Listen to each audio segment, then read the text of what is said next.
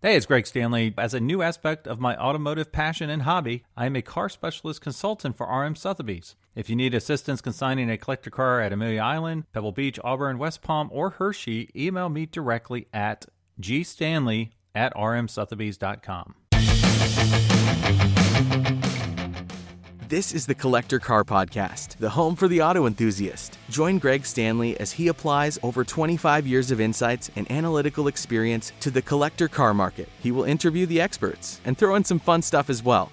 Today we have a great guest, Evan Schoen with RM Sotheby's. Evan, how you doing today? Doing great. How are you, Greg? I'm doing great. Thanks for joining us. Well, today we wanted to talk a little bit about the Shift Monterey online auction that's occurring right now. I know we have a lot of cool cars online right now. What are some of your favorites? Well, it's the ones. A couple that are my favorites are actually cars that I consigned, and they're my favorites because perhaps I know so much about them. Right. The first one that comes into my mind is the Porsche 916.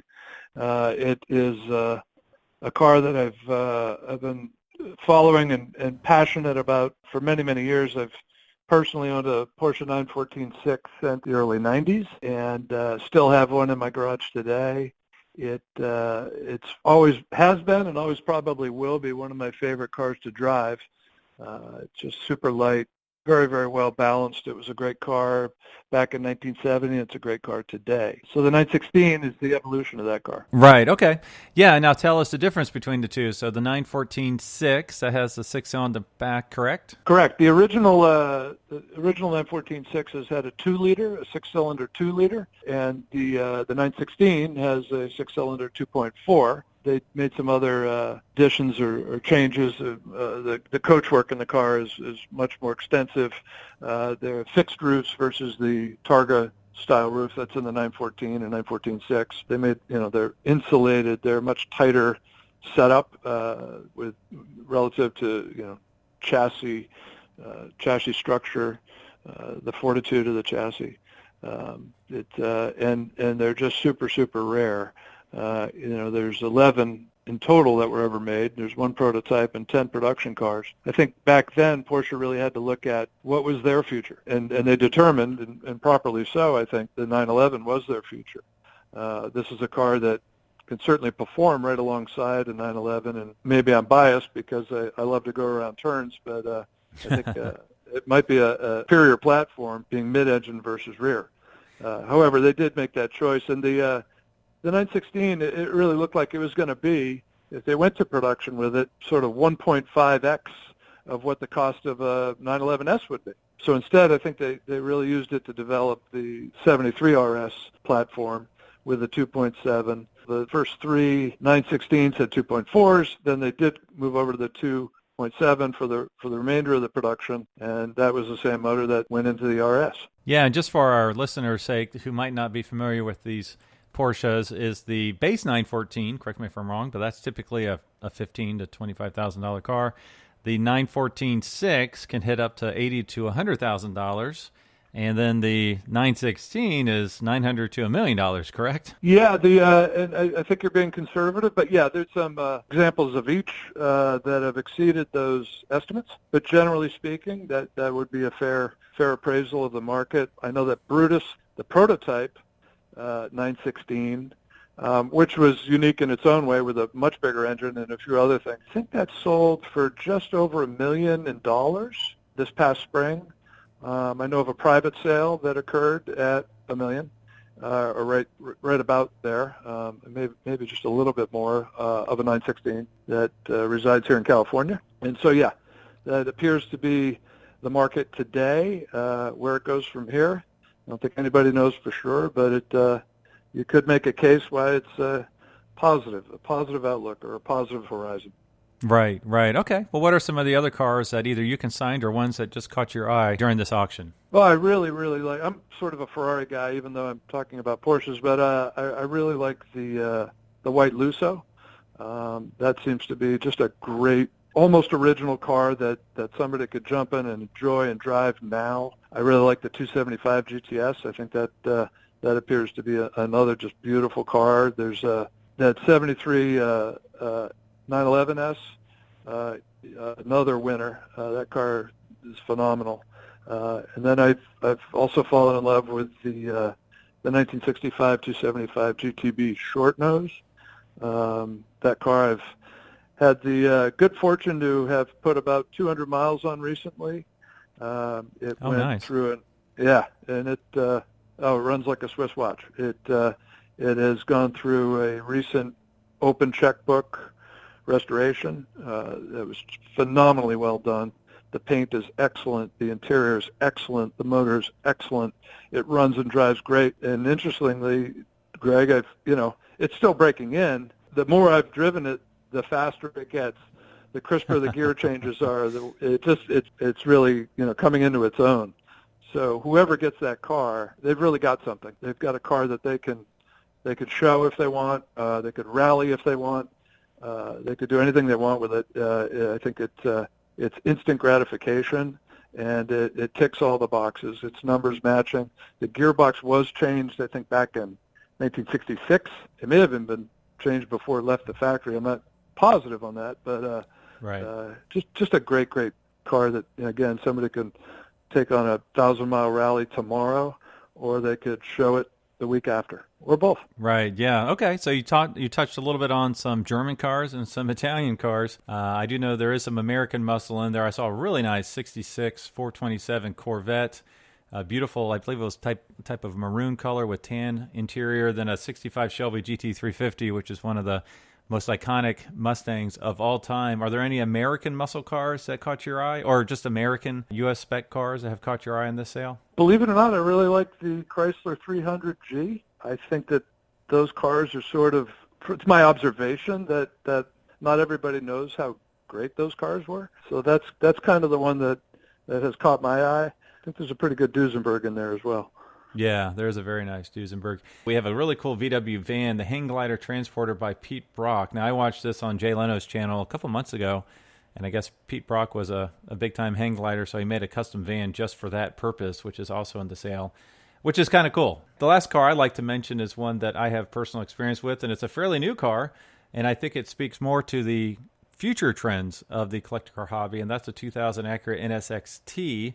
This was a pretty cool one because it's one of 21 in Monaco Blue that's doing really well. Are you seeing a transition from one generation to the next? Absolutely. In fact, for years I had a 97 NSX-T, and I'll never forget, I bought it for $37,000. I drove it for 3 years, and I sold it for $37,000. Nice. And which is, that most cars you can't do that with. And I drove the wheels off of that thing, and I always, commented, it's a Ferrari when you want a Ferrari, and it's a Honda when you want a Honda. Super, super reliable, very well-engineered car. I love them. And I remember when the original NSXs came out, we were able to, I belonged to the Motor Press Guild at that time, and we would test all of the new cars at Willow Springs every year. We'd have 2 days to basically play. And that car back then was very, very special. And I actually remember after that I went to work at Lamborghini, and we had an NSX at the factory. Lamborghini had bought that car for a reason. Right. They were looking very, very closely at that technology back then. And it's, again, still just a great, great, great car. And I think that in the case of the NSX, it finally just got to the point where enough people that loved them, they fell into the right hands over time, and that market firmed up. There was not a lot of excess inventory that began about a couple of years ago, and they continue to do well. Very usable. But yeah, there definitely appears to be a much younger audience. I think that a lot of the online platforms, or the fact that there are online platforms that are so accessible to everybody, all you need is a cell phone, and you can read and download content and feel part of a culture, a car culture. I think that now that it is so accessible to everybody, to young engineers, to young, people, kids coming out of college, and it's motivating. If you're a car guy or a car girl, and you see your future in front of you owning a specific car, whatever it is, it's motivating and it's attainable. So yeah, I'm seeing a lot more energy in that segment of the market, and of course it is newer stuff, and that makes sense. What were you looking at or dreaming about when you were in college or when you were in high school? And that's always been the case. That's years ago it was 57 Chevys, then it was mid-60s Corvettes, and on and on. What is your dream car? So the dream cars, the audience being younger, their dream cars are newer cars. I really like what's happening to a lot of the special German cars, the AMG cars. There's an E60 in the auction that's exceptionally good. Those are super, super rare cars, and they're popular. And they're popular with people in their 30s. They know what they are. They've taken the time to study and learn about them. They realize how special they are. Alpinas, things like that. I think that that's sort of big wave for things to come. Well, now, what's the best way for our listeners to learn more about the Shift Monterey online auction that's occurring right now? Just go online. Check it out. rmsotheby's.com. It's all right there. You can do it from your phone. Now, let's learn a bit about your collector car taste. Now, you mentioned before you have a 914-6 in the garage right now, and you used to have an Acura NSX. What is your history with cars? Like, what kind of cars really get you excited? Is there anything else cool in your garage that you would like to mention? Well, I worked at the factory Ferrari store for 12 years, so to say that I don't have an interest in mid-engine Ferraris would be dishonest. I really do. I'm a big fan of the 430s, the 360s, 355s. I love 550 Maranellos. It's not only mid-engine, but I really do like the cars from the 90s up and up to today, but those are the cars that I worked with a lot. I have a 430 Spider currently, which I love. I dream about getting a 16M. I think that for me, occasional track days, very competent, capable car that's still somewhat analog is a good fit for me. But yeah, that's the one I dream about right now. I had a GTC4. I've had several, 360s and 430s. Right now, I have a Maserati everyday car is my Maserati Gran Turismo, right, 2013 MC, which is just a wonderful everyday car. Had a Quattroporte. They're really fun in the turns, the front mid-engine. They're reliable. They make all the right noises. Right. And then my 914-6, which is basically a 914-6 GT clone. I call it a clone. It was transformed back in the early 70s, upgraded to a 2.5. The original 2-liter was punched out. It dynoed at 247 back in, Wow. 1975. Yeah, so for an 1,800-pound car, to be putting out that kind of power. And what I love also about Porsches is the fact that you can bolt on Porsche technology without hurting the value of the car. So you really can upgrade your own car in a way that's respected, I guess, for lack of a better term. And that's, again, just a super capable little car, 930 brakes, RS suspension bits up front, upgraded suspension all around, good rubber, short gears except for fifth. So it's overall just super capable car. Where we live here in Northern California, there's some wonderful, wonderful roads where you can really, let them run. Lots of great turns. And so if you like to go around turns, for me anyways, that's a very gratifying car to use on a regular basis. Now, I do want to know, what was the first car you ever owned? And then let me ask two questions. What was the first car you ever drove when you were learning to drive? And then what's the first car you ever owned? The first car I ever drove that I really remember was my mom had a Mercedes 220 diesel stick. That's the one that I used to sneak out of the garage on a regular basis. I think I was 12 or 13, constantly in trouble for doing just that. Anything with a motor usually got me grounded and got my dirt bike locked up by my dad until I paid restitution. And then the first car I ever owned was a 1967 Barracuda. Wow. With a 273 Commando motor in it. I paid a sum of $90 for that car, which was all the money I had at the time. And I used that for about a year, kept it running. It was always helping it along one way or the other. And fortunately, I grew up in an environment where you worked on your own cars and you figured out how to fix them. And my dad was an engineer, and he was great with motors, so he helped me keep it running. And but that was my first one, and that was I still would like to have another one of those someday, except in much better condition. Right. That's the way it goes.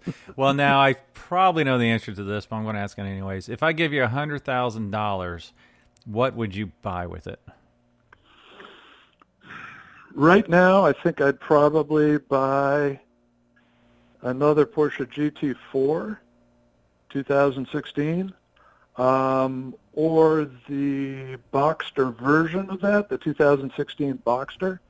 I think bang for the buck, those are just incredibly competent, great cars. They handle so darn well. I can't think of anything that really is out there, even for 3 times that amount of money, that is as good in the turns. I had a GT4, which I got new back in 2015, 2016. Broke it in at Thunder Hill, put about 16,000 miles on it before I sold it, and frankly, I miss it. A really great car that can embarrass cars that are 3 or 4 times as expensive. Well, that is not the answer I expected, so that was good. I appreciate that. Well, one way I like to end these is to play a little game I like to call Keep, Cash, and Crush. So basically, I'm going to give you 3 cars, and you have to pick which one to keep forever, which one to cash in, and then one to send to the crusher. So it's meant to be painful. Everybody seems to sweat this a little bit. If you don't sweat it, it means I did not do a good job in picking the cars. So I just picked these kind of on the fly based on the conversation we just had. So I'm going to pick for you a 911 RSR, a 916, and this is pretty cool, and a Ferrari F40. So they're all somewhere around the $1 million price point, ish, I guess you'd say. So again, that's a 911 RSR, a 916, and a Ferrari F40. So which one would you keep forever? Which one would you cash in? And then which one would you send to the crusher? I'd have to keep the 916. That was one of the cars that got away. Wow. This is hard. The RSR is such a significant car. I would have to cash that one in, and believe it or not, I'd have to send the F40 to the crusher because there's enough of them out there still in the world where it wouldn't, on a historical level, it wouldn't hurt the overall horizon for the F40 and the F40. Oh, okay. Right. You're playing the numbers. There's enough of those out there that if one somehow ended up in a crusher, the world would not end, correct? Whereas the 914 or 916s, there's 11 of them. Is that right? Yep. Okay. I can respect that. Great. Well, awesome, Evan. I appreciate your time today. Thanks for joining the Collector Car Podcast. My pleasure. Thanks for the call, Greg. Thanks for listening to the Collector Car Podcast. Don't forget to give us a nice rating on iTunes and be sure to follow us on Instagram and everywhere else at the Collector Car Podcast.